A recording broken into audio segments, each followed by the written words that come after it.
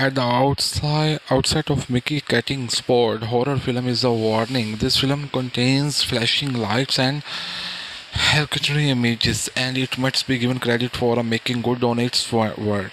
Featuring a tremendous performance by Lauren Ashley Carter as the newly hired caretaker of an old world New York City mansion who goes bonkers.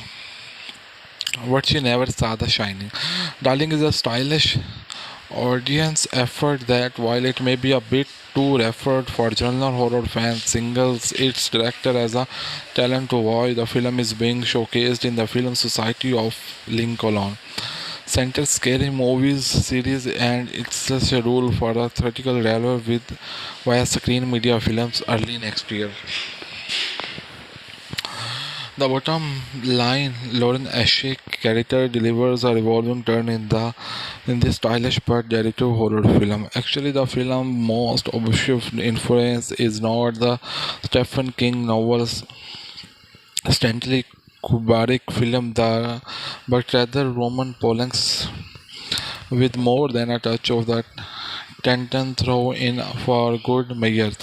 Unfortunately, Darlings or to evident derivations feels less like homage than rip-off.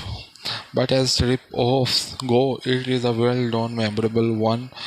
The film begins in deliciously tantalizing fashion when a young woman Carter is employed as a character caretaker by the old Madame.